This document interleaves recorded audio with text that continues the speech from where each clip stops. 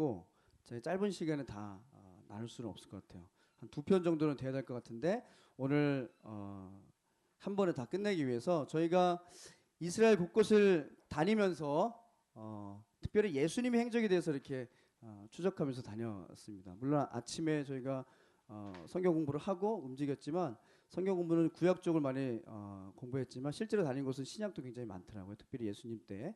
그래서 이스라엘과 예수님의 흔적에 대해서 잠깐 나누고 거기에 대해서 함께 기도했으면 좋겠습니다. 네, 여러분 이스라엘 아세요? 이스라엘. 이스라엘에 대해서 아세요? 자, 이게 이제 지도인데요. 이스라엘은 이렇게 긴 나라입니다. 뭐 다 아시겠지만 적각골이 흐른다는 여기에 사해가 있고요. 그리고 이 위쪽에 갈릴리 바다를 중심으로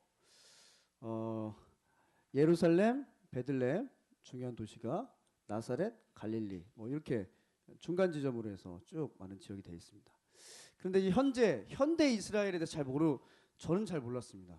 자세하게 몰랐어요. 그냥 분쟁이 있는 지역이다라고만 알았지. 좀 정확하게 말씀을 드리면 48년에 독립 선언을 하게 됩니다. 그 전에 계속해서 그 디아스포라라고 하죠. 많은 나라에 이렇게 떠돌아다니면서 있었고 2차 대전 때는 학살을 당하고 그러다가 이제 48년에 독립을 선언하고 그 땅으로 들어갔죠. 지금의 땅. 그리고 나서 이제 팔레스타인 사람들과 계속 전쟁을 하게 됩니다. 49년 1차, 50년 2차, 그리고 거기에 대해서 이렇게 점령하고 점령당하고 여러 가지 일들을 벌이다가 67년도에 3차 전쟁. 그래서 지금의 그 위치, 지금의 이스라엘 그 영토들을 차지하게 되는데요. 그래서 73년 지금도 굉장히 이렇게 그 경계에 있는 것 같습니다. 계속해서 전쟁하고 분쟁하고. 그래서 이 홀리랜드 성지라는 곳에 저희가 가면서도 그곳에서 사실 이런 그 팔레스타인 사람들과 유대 사람들 사이의 어떤 그런 경계들, 영적인 그런 싸움들, 날선 부분들을 저희가 목격하면서 참 그런 부분으로부터 저희가 처음 그 땅을 밟을 때부터 좀 이렇게 긴장감 있게 시작을 했던 것 같아요. 그래서 지금 땅이 유대인과 팔레스타인이 사실 거기에 같이 살고 있습니다. 그래서 여기 보시면 웨스트뱅크라고 되어 있는 쪽이 팔레스타인 사람들이 사는 지역이고 그리고 나머지 이스라엘 유대 사람들이 살고 있는 가자 지역과 웨스트뱅크 지역. 그런데 이제 예루살렘만 여기는 이제 같이 공존할 수 있도록 그렇게 유엔에서 만들었습니다. 그래서 예루살렘 이 지역만 같이 살아가고 있습니다. 여기 보시면 예루살렘 약도인데요. 여기 예루살렘 성을 중심으로 이스트 쪽이 그 팔레스타인 사람들이 많이 있고요. 웨스트 쪽이 이제 유대 사람들이 많이 살고 있다라고 하더라고요.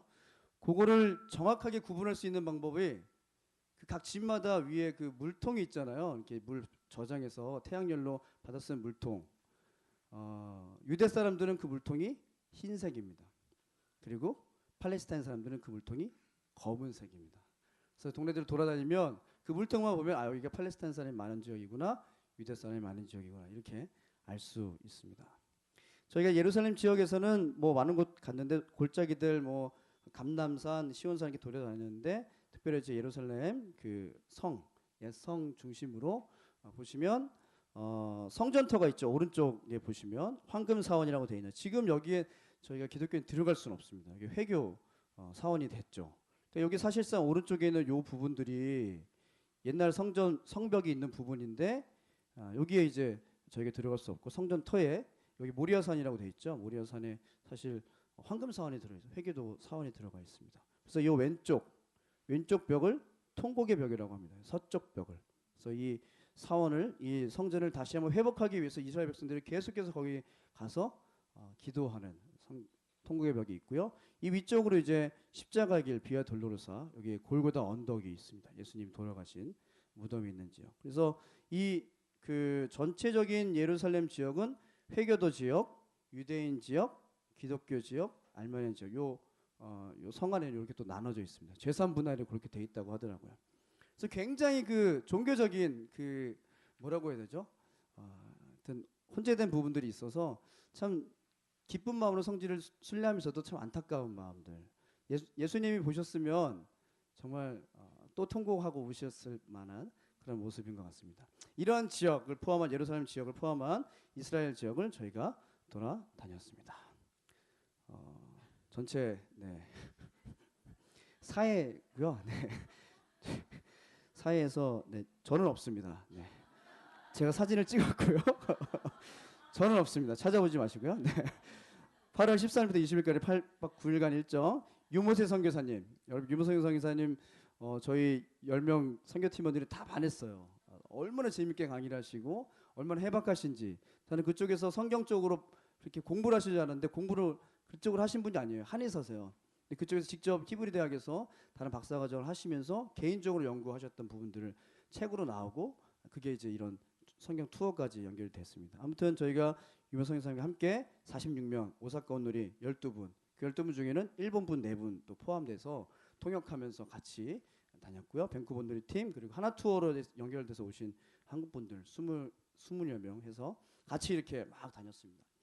좋더라고요. 저희 교회만 가도 좋겠지만 많은 분들 또 이제 신앙에 또 다양한 경험이 있으신 분들과 함께 나누고 신혼부부도 있었고 또 70이 넘으신 노부부도 계셨고 굉장히 다양한 또 만남들도 가질 수 있었습니다. 그래서 이제 전체적으로 제가 이제 저희가 다닌 곳은 신약과 구약 다 이렇게 포함되어 있는 곳인데 오늘 여러분과 설명해 드릴 부분은 예수님의 생애를 쫓아가면서 제가 정리를 좀 해봤습니다. 저희는 사실 이제 지도상으로 중간 지역 예루살렘으로 들어가서 앞부분은 아래쪽으로 뒷부분은 위쪽으로 갈릴리 다시 아래쪽으로 내려와서 이렇게 아웃했는데 그 일정으로 하면 예수님이 이렇게 계속 움직이셨기 때문에 이렇게 처음에 시작은 사실 골고다에서 시작을 했어요. 저희가 예수님 죽으시는 장면부터. 근데 그걸 좀 제가 다시 재각색해서 그냥 예수님 생애 위주로 해서 저희가 찍은 사진 저하고 강영구 집사님 또 찍은 사진들 위주로 해서 같이 좀 나누도록 하겠습니다. 먼저 예수님의 탄생이죠. 예수님께서 탄생하신 곳 예루살렘과 베들레헴 나사렛에 있는데 마리아 수태고지 교회 나사렛이라는 곳에서 예수님이 마리아에게 하나님이 마리아에게 예수를 잉태할 것이다라고 수태고지 했던 교회입니다. 네, 이렇게 모양이 되어 있고요. 서희 선교팀원입니다. 네. 자, 그리고 이제 예수님이 탄생하신 베들레헴으로 가게 됐습니다. 요셉부터 다윗의 집 족속이므로 갈릴리 나사렛 동네에서 유대를 향해 베들레헴이라는 동네로 내려왔다. 그리고 약혼한 마리아와 함께 소적하러 올라가니 마리아가 이미 잉태하였더라.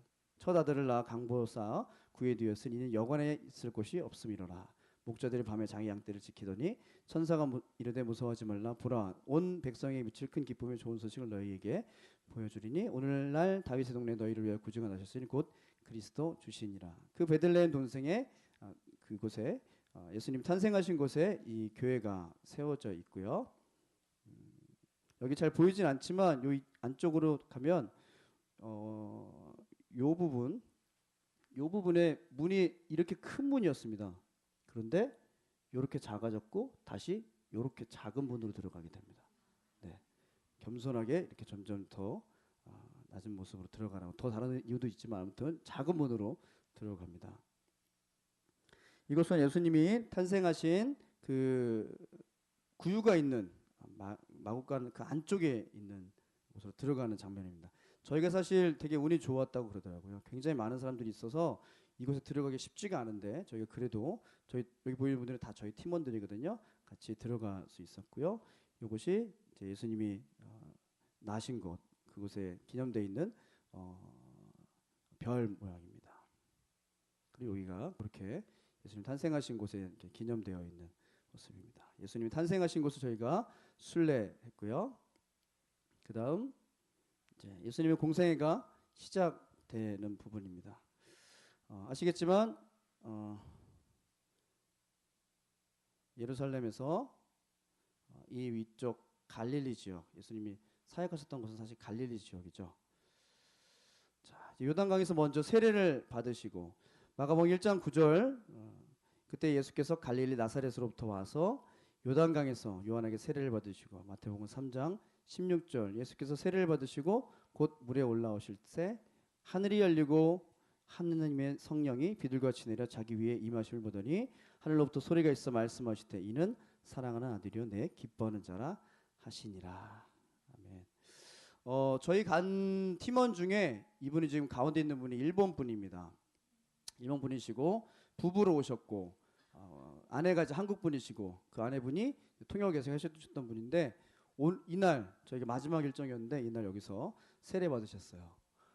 실제 세례입니다. 저도 뭐 받고 싶었지만 세례를 한 번밖에 받을 수 없기 때문에 이렇게 두 분 목사님 들어가셔서 이분과 그리고 여기 어린아이 하나 해서 요단강 저희 전체가 다 요단강 세례터예요. 저렇게 세례를 전문적으로 줄 수 있는 곳입니다. 세례터에서 세례 받았습니다. 예수님이 세례 받으신 곳이라고 추정되는 곳에서 세례를 받는다는 건 굉장히 기쁨이었을 것 같습니다. 세례 받으신 후에 예수님이 광야로 가셨죠. 그때 예수께서 성령에게 이끌려 마귀에게 시험을 받으러 광야로 가사 40일을 밤낮으로 금식한 후에 줄이신지라. 광야입니다. 광야. 여기는 이제 여리고 쪽 가는 길에 있는 광야인데 굉장히 저희가 생각했던 사막과 조금 또 다릅니다. 돌이 굉장히 많고 또 그런 나무들이 있긴 있는데 이런 나무들이 있죠. 이제 이게 로뎀 나무입니다. 로뎀 나무에 대해서 저희가 사실 순리팀이 새롭게 깨달은 부분이었어요. 로뎀 나무에 대한 이미지 또 각 교회마다 그런 휴식이나 뭐 이렇게 카페 같은데 이름이 다 로뎀이잖아요. 근데 실제적으로 이스라엘에서 로뎀 나무의 이미지는 여기 왕상 19장 4절에 있는 겁니다. 이제 엘리야 얘기죠. 자기 자신은 광야로 들어가 하루길쯤 가 한 로뎀 나무 아래에 앉아서 자기가 죽기를 원하여 이르되 여호와여 넉넉하오니 지금 내 생명을 거두시옵소서. 나는 내 조상들보다 낫지 못하니이다 하고. 자, 이 로뎀 나무에 엘리야가 갔어요. 엘리야가 이 로뎀 나무 그늘에 누워서 쉬고 평안한 안식을 얻은 게 아니라 죽기 위해서 갔습니다. 죽기 위해서. 그러니까 실제적으로 로뎀 나무는요, 제일 마지막 자기가 자살하거나 정말 인생의 가장 힘든 시간에 찾아가는 어떤 그런 이미지를 담고 있는 것이 로뎀 나무입니다. 로뎀 나무. 그래서 이 광야에 이렇게 로뎀 나무 이게 사실 이 그늘도 아닙니다. 이 그늘도 아니고 거의 뭐 이렇게 조금 지나가면 저희가 또 그 그림자를 따라서 움직여야 할 정도로 작은 그늘 아래서 이렇게 보이세요? 한 사람씩. 여러분이 웃으시지만 굉장히 은혜로웠습니다. 저희 찬양을 하고 한 분씩 저 로뎀나무 하나를 한 그릇씩 잡아서 엘리야의 심정으로 이제 그 로뎀나무 그늘 아래 들어간 거예요. 저는 저 끝에 쪽으로 갔어요. 제가 이 사진 찍고 이 끝에 쪽으로 갔는데 제 옆에 대전원누리교회 목사님, 제 뒤에 문봉주 목사님 계셨는데 이 사역자들한테 힘든가 봐요. 펑펑 우시더라고요. 펑펑 우시. 저도 개인적으로 굉장히 그 자리에서 많은 은혜를 경험했습니다. 만지시는, 위로하시는. 물론 죽기 위해 간 자리였지만 그곳에서 또 새로운 은혜들, 아무 소리도 들리지 않는 간간의 차 소리만 들리는 그곳에서 바람 소리, 또 이 로뎀나무 잎사귀가 흔들리는 소리, 그런 소리로 하나님의 음성으로 듣고 차분하게 또 광야에 앉아서 묵상하는 시간을 가졌었습니다. 여기 많은 저희 성경 팀원들도 굉장히 은혜로운 시간이었다고 그때 나눠주셨어요. 자, 광야에서 예수님이 시험 받으신 후에 첫 사역을 하시게 됩니다. 예수님이 이제 나사렛에서 요단원에 오셨다가 다시 이제 갈릴리로 올라가셔서 사역을 하시게 되죠. 첫 번째 사역지는 바로 갈릴리 가나 혼인 잔치였습니다. 요한복음 2장 1절 사흘째 되던 날 갈릴리 가나에 혼례가 있어 예수의 어머니도 거기 계시고 예수께서 이 첫 표적을 갈릴리 가나에서 행하여 그의 영광을 나타내심에 제자들이 그를 믿으니라. 아멘. 네. 빨리 가네. 네. 이 갈릴리 가나 혼인 잔치 그걸 기념한 교회들이고요. 저희가 여기서 포도주 찾아보려고 그랬는데 포도주는 찾지는 못하고 저희가 가나 혼인 잔치에 대한 얘기를 듣고 나왔습니다. 네. 다음 갈릴리에서 이제 그 옆에 있는 가버나움이라는 지역입니다. 예수께서 가버나움에 들어가시니 한 백부장이 나와 가로되 이르되 주여 내 하인이 중풍병으로 집에 몹시 누워 몹시 괴로워하나이다. 이르시되 내가 가서 고쳐 주리라. 그리고 베드로의 집에 들어가서 그의 장모가 열병으로 앓아 누운 것을 보시고 손으로 만지시 열병이 떠나가고 여인이 일어나 예수께 수정 들더라. 가버나움 지역입니다. 예수님이 가버나움 지역에 가서 처음 간 곳이 사실 회당이죠. 회당의 회당 자리, 옛 회당 자리입니다. 그리고 이쪽에 있는 것이 아이고, 네, 이게 베드로 장모집 위에 베드로 장모집 위에 기념관이 세워져 있는 부분입니다. 장모집 위에 네. 세워져 있는 건 네. 가버나움이었고요. 그다음 계속해서 갈릴리 사역이신데요. 이제 예수님께서 이제 무리를 보시고 산에 올라가서서 말씀을 하시는 팔복교회입니다. 예수께서 무리를 보시고 산에 올라가 앉으시니 제자들이 나온지라 입을 열어 가르쳐 이르시되 심령이 가난한 자는 복이 있나니 천국이 그들의 것이며 애통하는 자는 복이 있나니 그들이 위로를 받을 것이며 온유한 자는 복이 있나니 그들이 땅을 기업으로 받을 것이며 팔복에 대해서 이야기해 주셨던 교회입니다. 아름답죠? 네. 팔각형으로 되어 있고요. 그 안쪽에도 이렇게 팔각형으로 각 면마다 이렇게 말씀이 있습니다. 네. 그다음 이제 그 지역에 오병이어 기적을 일으켰던 베다니 지역의 오병이어 교회입니다. 예수께서 떡 5개와 물고기 2마리를 가지사 하늘을 우러러 축사하시고 떡을 떼어 제자들에게 주어 사람들에게 나눠 주게 하시고 또 물고기 2마리도 모든 사람에게 나눠 주심에 네. 여기 보시면 이제 오병이어 요 문양이 보이고 있습니다. 강양구 집사님 사진 잘 찍어 주셨습니다. 네. 다음 이제 갈릴리 사역 세 번째. 이제 갈릴리 호수에 가셨죠. 갈릴리 해변에 다니시다가 두 형제 곧 베드로라는 시몬과 안드레 그들을 어부고 그들을 이제 당신 제자 삼으셨죠. 누가복음 8장에는 이제 갈릴리 호수에 들어가서 호수를 이제 건너가시는데 광풍이 일어나죠. 갈릴리 진짜 호수입니다. 호수인데 굉장히 큰 호수죠. 긴 면이 26km라고 했던 것 같은데 굉장히 큰 호수고요. 그 호수가 바다라고 불릴 수 있겠더라고요. 정말 가보니까 파도가 굉장히 많이 칩니다. 파도가 많이 치고 밤에 그저 바람이 많이 불고 이렇게 분지 지역이라서 바람도 많이 불고 파도도 많이 치고 저희가 처음에 이렇게 한 다음 날 저희가 조금 시간이 남아서 갈릴리 해변에서 수영을 했거든요. 예수님이 물에 걸어오시라고 할 때까지 저희가 수영을 했는데 걸어가지 못했지만 아무튼 정말 파도가 굉장히 많이 쳐서 파도를 탔습니다. 파도를 탔습니다. 갈릴리의 파도 타 보셨어요? 안 타본 사람 말을 하지 말아야 돼. 자, 저희가 첫 이제 요 갈릴리 호수에서 요 배 킹 데이빗 호를 타고 선상 예배를 드렸습니다. 여기 보시면 나는 갈릴리의 어부입니다. 써 있죠. 딱 탔는데 태극기가 개양이 되더라고요.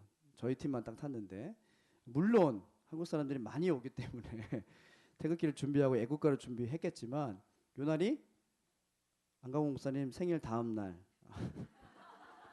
광복절 다음 날이었습니다. 그리고 저희 또 일행 중에 일본 분들 계시잖아요.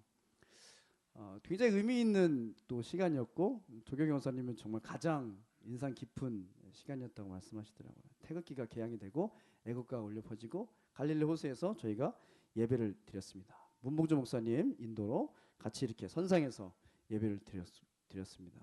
정말 은혜로운 시간이었고 여기 사진은 없는데 예배 중간에 문봉주 목사님 이제 설교하시는 중간에 막 선원들이 막 분주하게 움직이더라고요. 갑자기 이게 보니까 사람이 2명이 물에 빠진 거예요. 그 예배를 드리다가 그 사람 2명을 건졌어요. 구원했죠 저희가.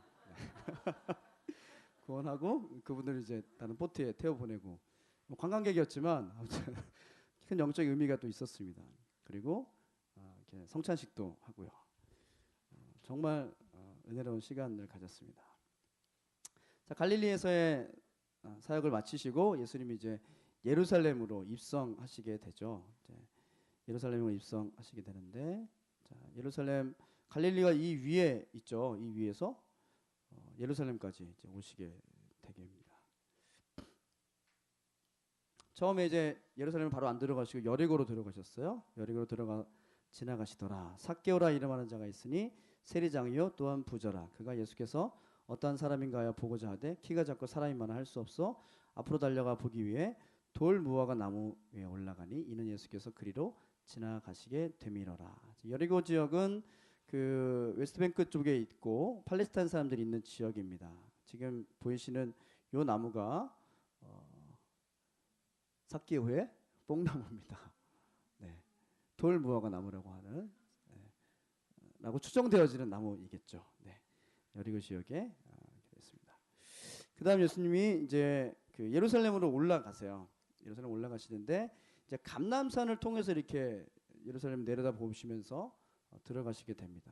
감람산 내리막길에 가까이 오심에 제자의 온 무리가 자기들이 본 바 모든 능한 일로 인하여 기뻐하며 큰 소리로 하나님을 찬양하여 이르되 찬양하리로다 주의 이름으로 오시는 왕이여 하늘에는 평화여 가장 높은 곳에는 영광이로다 하니 많은 사람들이 예수님을 맞았는데 예수님이 성 가까이 오사 성을 보시고 우셨다라는 표현을 하게 됩니다. 성을 보시고 우셨습니다. 여러 가지 감정적인 교차가 있었을 것이고 실제로 예루살렘에 대한 이후에 멸망하게 될 예루살렘에 대한 어떤 그런 부분에서 예수님이 또 우셨을 수도 있고 이 감람산에 올라가면 이제 눈물교회가 있습니다. 여기 눈물교회 지붕인데요. 여기 보시면 항아리가 있죠. 눈물 담는 항아리, 눈물 담는 예수님의 울음, 눈물 의미하는 그런 부분이고요. 이게 이제 감람산에서 보는 황금돔입니다. 이제 동편 쪽이죠. 동편 쪽에 있는 문이고요. 여기 가운데 보시면 잘 안 보이네. 여기 동편 문이 이제 막혀져 있습니다. 그래서 이 황금돔은 실제로 이게 황금이에요. 황금이라고 하더라고요. 20세기에 여기에 이제 이걸 수복하면서 되찾으면서 요르단 국왕이었는지 모르겠는데 그 후세인입니다. 우리가 알기로는 그 후세인 아닌 것 같은데 그 후세인이 여기에 금을 도네이션 해가지고 금을 실제로 발랐고요. 여기 이제 회교사원이 여기 굉장히 중요한 성지죠. 성지 회교도 들었는데 성지. 그래서 여기 보시면 요 무덤들이 쫙 깔려 있습니다. 요 무덤들이. 여긴 다 팔레스타인 사람들 무덤이래요. 이게 들은 얘기인데 지금 여기가 이제 그 마지막 때가 되면 이 사람들도 이제 그 심판을 받고 구원 얻게 되는데 그 방법이 되게 재밌어요. 저희가 지금 제가 서 있는 곳 감람산 꼭대기에서 이 성까지 돔 있는 데까지 줄이 이렇게 쭉 이어진답니다. 줄을 타고 여기를 건너가는 거예요. 마지막 때 줄 타고 건너가고 여기가 지금 이제 골짜기인데 줄 타고 건너가다 떨어지면 죽는 거예요. 그냥. 그러니까 네. 골짜기를 건너서 줄을 타고 여기까지 다다르면 그 사람이 이제 구원을 받게 되는데 여기 이제 무덤을 묻는 거죠. 왜냐하면 요 바깥에 이제 이 건너편에다 무덤을 묻으면 이게 떨어져 마지막 때 이렇게 줄을 타고 내려오다가 떨어져 죽을 수 있으니까 아예 이 성 가까운 데다 무덤을 세우는 겁니다. 그래서 여기에 팔레스타인 사람들은 여기가 제일 명당 자리라고 그래요. 여기 동평. 네. 거기에 반해서 이스라엘 사람들은 지금 감난산 쪽 이 안쪽이 또 명당이라고 합니다. 시온산을 바라보는 그 땅이 아무튼 그런 의미들이 있습니다. 그래서 참 안타까운 저희도 보면서 기도했는데 참 안타까운 것 같아요. 여기 땅이 다시 한번 회복되어져야 할 땅이다라는 부분들. 예수님이 오셨던 것처럼 저희도 눈물을 흘릴 수밖에 없는 상황을 바라보고 단체 사진을 찍고 왔습니다. 그 다음 주기도문 교회죠. 예수님이 주기도문을 가르쳐 주신 교회 쭉 각 나라별 주기도문이 쭉 써 있습니다. 여기 이쪽이 이제 한국 주기도문 써 있고요. 요거는 아마 개신교 쪽이고요. 바깥쪽에 이제 천주교 쪽 주기도문이 있습니다. 그러므로 너희는 이렇게 기도하라. 하늘에 계신 우리 아버지여 이름이 거룩히 여김을 받으시오며 영광이 아버지께 영원히 썸나이다. 아멘. 주기도문 교회고요. 네, 저희 팀원들 문봉주 목사님 아세요? 네. 문본주 목사님과 함께 찍었습니다. 문봉주 대사님이었고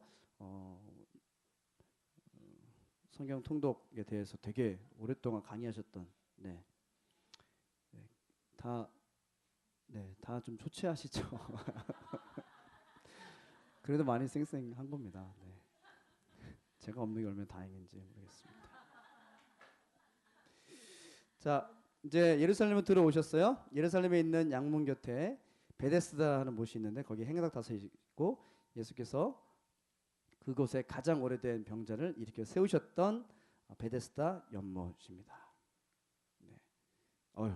가장 쌩쌩할 때입니다. 가장 첫날 일정이었거든요. 네. 다음 이제 예수님의 이제 고난으로 벌써 넘어가네요. 네. 자, 예수님이 이제 그렇게 갈릴리 크게 갈릴리 그리고 예루살렘 사역을 하시고 이제 마지막 고난 받으시는 곳으로 갑니다. 아까 감람산 예수님 오셨던 그곳으로 다시 오셔서 예수님 기도하시죠.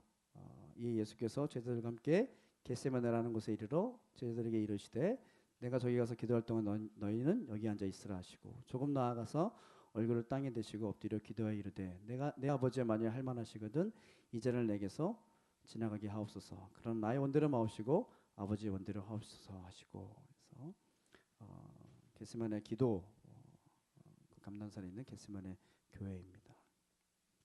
이게 이제 그 올리브 나무, 감람나무죠. 그렇게 예수님의 고난과 십자가 이후에 예수님이 이제 잡히시고 예수님 잡히실 때 베드로가 또 이렇게 잡히게 되죠. 그때 이제 예수님을 부인하게 되는 그가 저주하며 맹세하여 이르되 나는 그 사람을 알지 못하노라 하니 곧 닭이 울더라. 이에 베드로가 예수의 말씀에 닭 울기 전에 내가 3번 나를 부인하리라 하심이 생각나서 밖에 나가서 심히 통곡하니라. 그래서 이 교회가 베드로 통곡 교회입니다. 베드로 통곡했던 그 감람산 안에 있는 교회입니다. 네, 이 안쪽에 있는 교회 안쪽이고요. 베드로 통곡 교회입니다. 그 다음에 이제 가장 저희가 많은 은혜를 누렸던 곳이죠. 비아 돌로로사. 아까 말씀드렸지만 그 예루살렘 안에 성전이 있고 성전 바깥쪽으로 죄인들을 이렇게 쭉 끌고 가서 죄인들을 못 박는 장소 골고다 언덕까지 올라가는 그 길. 왼쪽에 보시면 이 상점이 요런 그 길이에요. 요런 길. 좌우로 굉장히 복잡합니다. 여기는 그나마 한산한 곳이고요. 저 안쪽으로 들어가면 이런 상점들이 쭉 질비하게 있고 정말 좁은 곳인데 막 이만한 트럭도 지나가고 막 그래요. 저희 십자가 지고 가는데 막 트럭 지나가서 막 한쪽으로 막 빵빵거리고 막 한쪽으로 비키라고 막 그러고 저희가 그런 것에서도 되게 많이 은혜를 경험했습니다. 예수님이 걸으셨던 그 길이 많은 사람들이 그런 식으로 예수님을 집중하는 사람도 있었겠지만 전혀 상관없이 예수님을 뭐 그냥 죄인 취급했던 또 그런 느낌들을 저희 가지고 십자가를 졌습니다. 네, 권사님의 필두로 권사님을 뒤따라서 네. 십자가를 저희가 46명이 다 졌어요. 그리고 비아돌로로사 처음부터 끝까지 그 46명이 다 같이 한 번씩 질 때 보혈 찬양을 계속하면서 걸어갔습니다. 말씀드린 대로 굉장히 시끄럽고 굉장히 부산하고 집중되지 않고 정말 그래요. 그래서 더 은혜가 되고 그래서 더 예수님의 마음이 느껴지고 그래서 더 그 길이 예수님이 걸으셨던 길이라는 것이 정말 와닿더라고요. 일본 분들도 계속해서 울면서 십자가 같이 지고 했습니다. 네. 이 길을 쭉 걸어서 올라가면 이제 골고다 언덕에 이제 교회가 나오게 되죠. 골고다 언덕에 이제 무덤 교회가 있습니다. 왼쪽 위에 보이는 교회가 이제 그 교회인데 이 교회도 이 교회 안에 여러 종파의 기독교 안에 여러 종파들 있잖아요. 거기서 이제 재산을 이제 분할해서 가지고 있다 하더라고요. 제6시로부터 온 땅에 어둠이 임하여 제9시까지 계속되더니 제9시쯤에 예수께서 크게 소리질러 이르시되 엘리 엘리 라마 사박다니 하시니 이는 곧 나의 하나님 나의 하나님 어찌해 나를 버리셨나이까 하는 뜻이라. 예수께서 다시 크게 소리 지르시고 영원히 떠나시니라. 예수님의 그 십자가가 세워졌던 자리입니다. 이 안쪽에 십자가가 세워진 그 구멍이 있고요. 거기에 손을 대고 기도하고 나오는 순례자의 행렬입니다. 그리고 예수님이 십자가에 내려서 시신을 눕혀놓고 거기에 이제 염을 했던 자리라고 하는 그 바로 옆에 그 아래쪽에 있습니다. 그리고 무덤 자리에 세워진 교회입니다. 저희가 막 너무 막 바쁘고 사람이 많아서 그 무덤 안쪽은 못 들어가 봤어요. 거기에 세워진 교회입니다. 예수님이 이렇게 고난 받으시고 또 십자가를 지시고 걸어가셨던 그 길로 걸어가셨고 예수님이 죽으셨죠. 그리고 부활하셨습니다. 그리고 이제 제자들이 다 흩어지고 자기 그 생업을 찾아서 가고 특별히 이제 베드로도 이제 갈릴리로 돌아갔겠죠. 그리고 그때 예수님이 부활하신 예수님이 베드로를 찾아오셨습니다. 갈릴리 지역에 저희가 여러 교회를 다녔지만 또 베드로 수익권 교회라는 교회는 예수님이 이제 부활하신 후에 베드로를 찾아오셔서 베드로에게 말씀하셨던 그런 곳이죠. 예수님이 3번 물어보시죠. 요한의 아들 시몬아 내가 나를 사랑하느냐 하시니 주께서 3번째 내가 나를 사랑하느냐 하심으로 베드로가 근심하여 이르되 주님 모든 것을 아시오며 내가 주님을 사랑하는 줄을 주님께서 아시나이다. 예수께서 이르시되 내 양을 먹이라. 그래서 베드로에게 열쇠를 주는 장면이 나오는 것과 그리고 여기 보면 베드로 이제 수익권 교회 왼쪽이 교회고 여기 갈릴리 호수고요. 여기 이제 돌이 이제 이렇게 있잖아요. 이게 지금 자세히 안 보이는데 이게 하트 모양입니다. 네.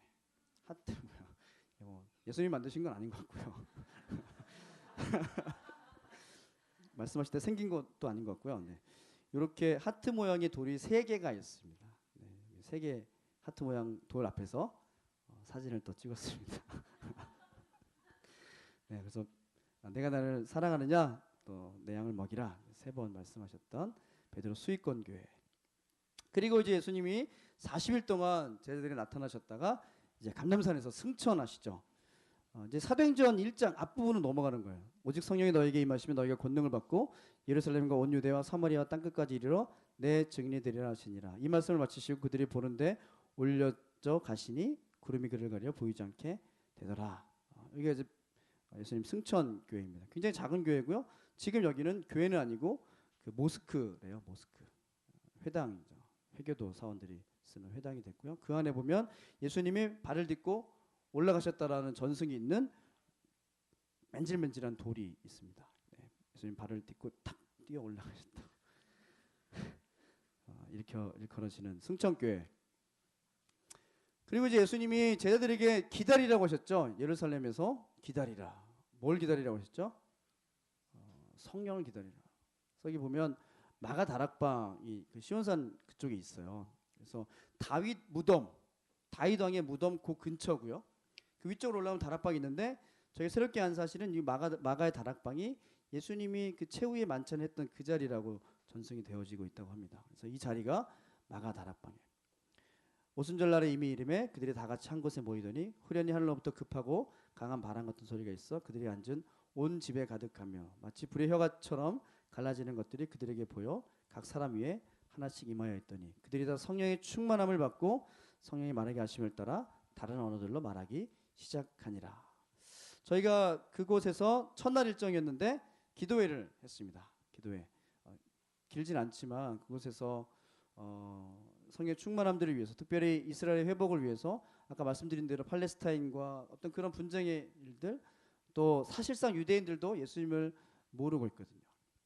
예수님이 그냥 선지자의 한 명, 또 그들의 손에 의해서 예수님이 죽임을 당했던 어떤 그런 부분들 때문에 아직까지 예수님에 대한 거부감들이 있고 그래서 회복되어져야 할 땅, 오히려 회복되어져야 할 땅이 예루살렘이다라는 부분들을 가지고 예루살렘의 회복을 위해서 같이 기도하고 뜨겁게 기도하고 카메라를 들고 저렇게 기도를 했습니다. 네, 하여튼 뭐 뜨겁게 기도한 시간이었습니다.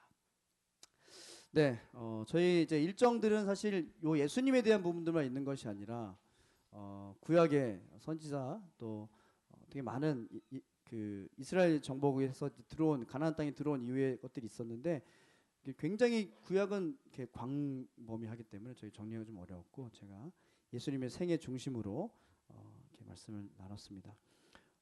이번 순례 길을 통해서 경험하고 깨닫고 느낀 것은 참 많은 것 같아요. 그리고 특별히 제가 이제 순례자 길을 걸어간다, 여행한다, 그 길을 따라간다라는 의미 속에서 나를 따르라라는 주님의 말씀들을 계속해서 묵상하게 됐습니다. 예수님이 나를 따르라는 말을 굉장히 많이 하셨더라고요. 마태복음, 누가복음, 마가복음, 요한복음 굉장히 많은 곳에서 나를 따르라라고 말씀하셨어요. 세리 마태에게 나를 따르라 하니 일어나 따랐고 내 소유를 팔아서 나를 따르라 얘기했었고 나를 섬기려면 나를 따라야 한다라고 말씀하셨고 베드로에게도 너는 나를 따르라. 굉장히 많은 제자들에게 많은 사람들에게 나를 따르라고 말씀하셨더라고요. 저희 선교팀 특별히 순례자 팀들이 그곳에서 경험한 것들 특별히 예수님의 그 골고다 길을 걸어가면서 경험한 것들 주님을 따르겠노라 결단하고 나왔지만 또 저희가 일주일 지나고 2주일 지나니까 또 그곳에서 누렸던 감동과 감격들이 점점 식어지더라고요. 그 땅을 밟은 저도 그런데 사실 그 땅을 직접 밟지 못한 우리들 그냥 말씀으로만 보고 말씀으로만 그렇게 생각하고 있는 저희들이 주님을 따른다는 건 굉장히 쉽지 않은 것 같습니다. 그러나 진정한 순례자는 바로 주님의 삶을 따라가는 삶을 살아가는 자가 진정한 순례자입니다. 주님을 따라가는 자는 주의 자녀가 되고 또 주의 제자가 되고 주의 복음을 전하는 전도자가 될 것입니다. 작은 순례자의 발길이었지만 많은 것을 경험하게 됐고요. 예수님 말씀하시죠. 누구든지 자기 십자가를 지고 나를 따르지 않는 자도 능히 내 제자가 되지 못하리라. 주님을 따르기 위해서는 십자가를 져야 된다는 사실. 주님이 지셨던 그 십자가보다 훨씬 작고 가벼운 십자가를 지고도 우리는 힘겨워했고요. 주님이 걸으셨던 그 길보다 훨씬 평화로운 길을 걸으면서도 우리는 불편해했습니다. 십자가를 지고 따르는 그 길가에서 우리는 주님의 음성을 들었습니다. 그리고 주님의 슬픈 얼굴을 만났고 그리고 또 다짐했습니다. 주님을 따라가는 이 길의 기억을 잊지 않고 살아가겠노라. 한 걸음 한 걸음 주님을 따라가겠습니다. 어떤 삶의 아픔과 걱정과 위험 앞에서도 낭망하지 않고 포기하지 않고 주님만 따르겠습니다. 주의 십자가를 지고 자기를 부인하고 주님을 따르겠습니다. 이러한 고백들이 순례자 팀의 고백만이 아닌 저와 여러분의 고백이 되기를 축원합니다. 네가 나를 사랑하느냐 물으실 때 베드로처럼 면목 없이 주님만이 아십니다. 주님만이 아십니다. 주님만이 아십니다. 잦아드는 목소리로 주님께 나아갈 때 주님이 말씀하셨죠. 내 양을 먹이라. 내 양을 먹이라. 내 양을 치라. 그렇습니다. 주님을 따르는 것은 주님의 발자취를 따라 밟는 것을 넘어서 그 발걸음마다 친히 보여주신 그 사랑을 또한 전하는 것이라 생각이 됩니다. 우리의 발걸음이 아름다운 소식을 전하고 주님을 따르는 발걸음, 사랑을 전하고 겸손히 자기 십자가를 지는 그런 발걸음이 되시기를 주님의 이름으로 축원합니다. 시간 함께 좀 같이 기도했으면 좋겠습니다.